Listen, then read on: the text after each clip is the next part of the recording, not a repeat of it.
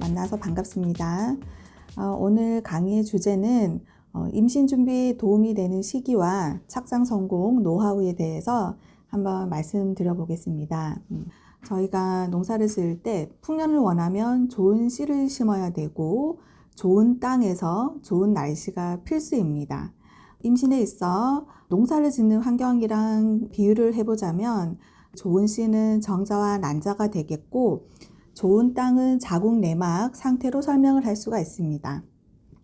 이 자궁 내막은 난소에서 나오는 호르몬의 작용과 자궁으로 흐르는 혈액순환에 따라서 결정이 되고 이 수정란이 가장 착상이 잘 되기 위한 적절한 두께를 유지하여야 합니다.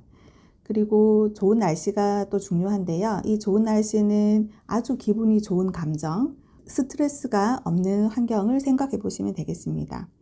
우리 몸은 기분 좋은 상태가 되면 자율신경계와 호르몬 분비가 정상적으로 잘 조절이 되고 이는 난소에도 영향을 미쳐서 아주 좋은 난자가 잘 자랄 수 있도록 영향을 줄 수가 있습니다. 임신에 있어서 또 중요한 것은 따뜻한 체온이 중요한데요. 병아리가 부화될 때의 적절한 온도가 37도에서 37.5도 사이라고 합니다. 우리 몸도 마찬가지로 이런 적절한 체온을 유지하면서 기초 체온이 높아야 임신이 잘 되는데 여기에 관련되는 것은 수면, 운동, 식사 이 세 가지가 중요합니다. 오늘은 이 시기에 대해서 한번 설명을 해 드려 볼까 합니다. 이 기초 체온은 아무 활동 없이 몸과 마음이 안정된 상태에서 최소한으로 생명 유지에 필요한 체온을 말하는데 기초 체온을 높일 수 있는 시기가 바로 자연 임신 또는 시험관을 이용해서 임신을 준비하시는 분들을 위해 도움이 되는 시기 방법이라고 생각하시면 되는데 기초 체온을 높여주는 시기는 첫 번째로 1일 3식을 하는 것입니다. 특히 아침 식사가 필수인데요. 다른 경우는 몰라도 임신을 준비하시는 분이라면 적절한 그 시간대에 음식이 들어가야 기초 체온이 올라갈 수 있는 환경이 조성이 되거든요. 이는 임신에 있어서 아주 중요한 부분이 되겠습니다. 체온이 낮으면 임신이 잘 되지 않거든요.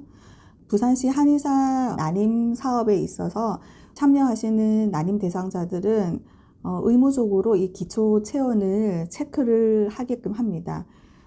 실제로 저희가 알고 있는 정상 체온이 36.5도인데 이 온도가 되지 않는 경우가 의외로 많거든요.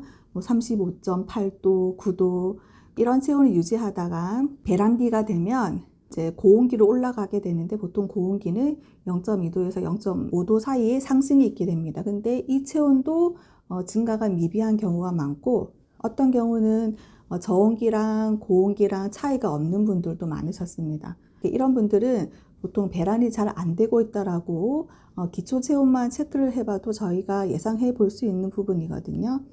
그래서 기초 체온은 임신을 위해서 아주 중요한 부분이기 때문에 1번 1일 3식을 꼭 하시도록 권해드리고 나는 3번 다 한식이 힘들다 그러시면 아침에는 간단하게 바나나라든지 두유라든지 이렇게 간단하게나마 꼭 챙겨 드시도록 권해드립니다. 그러나 가장 좋은 것은 한식 위주의 식사를 권해드리긴 합니다. 두 번째로는 단순당은 피하고 복합 탄수화물을 섭취하자. 1일 3식 하는 것과 좀 연관성이 있는데 1일 3식을 하지 않는 분들은 저품질 탄수화물을 드시는 경향이 많습니다. 이 저품질 탄수화물은 주로 단순당이 섭취가 많은 경우로 정백당, 정제당, 서당, 무과당, 액상과당 이런 형태로 설탕류가 많고 이런 것들은 일단 순간적으로 체온을 훅 올리기는 하지만 급격하게 떨어뜨리게 돼서 우리가 기초 체온을 적절하게 유지해 주는데 방해가 되는 식품이라고 할 수 있습니다. 단 음식을 많이 먹어서 호르몬에 장애가 생기는 가장 대표적인 질환이 다낭성 난소 증후군이라고 볼 수가 있는데요. 이분들의 시기를 조사해보면 단순당을 섭취를 너무 많이 하고 있다는 것입니다. 이 예로 들어서 보면 탄산음료 보통 저희가 콜라 한 캔 요 정도 생각하시면 거기에는 우리가 각설탕 네모난 거 기준으로 한 10개 정도 양이 들어있다라고 보시면 되고, 바나나 맛 우유, 우리가 보통 단지우유라고 얘기를 하죠. 거기에는 각설탕이 한 마찬가지로 9개 정도 들어있다라고 보시면 됩니다. 저희가 알게 모르게 너무나도 많은 당을 섭취를 하고 있는 것입니다. 그래서 이런 것들을 좀 멀리 해주시고, 세 번째로는 밀가루 음식을 최대한 줄이는 겁니다. 밀가루 또한 흡수가 당류처럼 빠르고 장에 오래 달라붙어 있어서 몸을 차갑게 만드는 요인이 될 수 있고, 또 이 밀가루에는 글루텐이라고 하는 성분이 있는데, 이 글루텐은 설사나 변비, 복부의 픽만감, 그리고 소화불량, 알러지 질환, 아토피, 면역계와 신경계까지 영향을 줄 수 있고, 치아와 관절에까지도 악영향을 끼칠 수가 있습니다. 그래서 이것도 해결 방법은 그냥 단순히 독하게 끊을 수밖에 없습니다. 대체될 수 있는 식품으로는 통밀식품, 그 다음에 유기농밀, 우리밀로 대체를 할 수가 있는데, 어쨌든 탄수화물이라든지 밀가루는 최대한 줄이시는 방향으로 식단을 짜보시길 권해드립니다. 그리고 또한 발화현미를 권해드리는데요. 이 발화현미에는 영양소가 아주 풍부합니다. 보통 현미도 권해드리기는 하지만 현미는 약간 좀 거치면서 소화가 좀 느리기 때문에 소화기 장애가 있는 사람들 불편감을 호소하시거든요. 이런 분들에게는 발화현미를 권해드리고, 발화 과정에서 또 영양소가 훨씬 더 증가되기 때문에 임신에도 도움이 됩니다. 발화현미에는 비타민 B군이 아주 많고요. 그리고 항산화, 비타민 E, 그리고 미네랄 종류로는 아연이 있고, 이 아연은 남자의 정자 생성과 운동성에 도움을 주고, 또 셀레늄이라고 하는 미네랄이 있는데 이는 또 노화 방지에도 도움을 줍니다.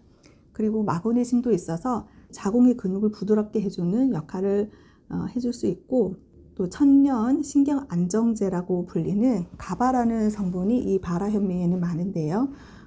보통 하루에 6mg이 권장량이라고 한다면 발화현미로 된 밥 한 공기에는 충분한 이 영양소가 들어가 있다고 보시면 됩니다. 섬유질이나 아미노산, 인체의 면역 강화 물질도 있고 혈당을 안정적으로 유지하게끔 도와드릴 수 있습니다. 아무리 발화현미라고 하지만 백미에 비해서는 조금 거친 감이 있기 때문에 소화에 부담이 되지 않도록 꼭꼭 씹어서 드시도록 권해드립니다. 그리고 마지막으로 제가 또 말씀드려야 될 거, 커피에 관련된 건데요. 환자분들이 제일 많이 물어보셔서 말씀드리는 건데, 커피 먹어도 됩니까? 안 됩니까? 커피는 물론 좋은 기능이 있습니다. 심장 질환이나 치매를 예방한다고도 알려져 있고, 운동 능력이라든지 기억력 상승을 위해서도 도움이 되지만 임신을 위해서는 중지하시라라고 권해드리고 싶습니다. 커피에 대한 연구 결과가 하나 있어서 말씀을 드려보겠는데, 커피를 하루에 4잔 이상 마시는 경우에 주 성분인 카페인이 난자가 자궁으로 이동하는 것을 방해한다라는 연구 결과가 있습니다.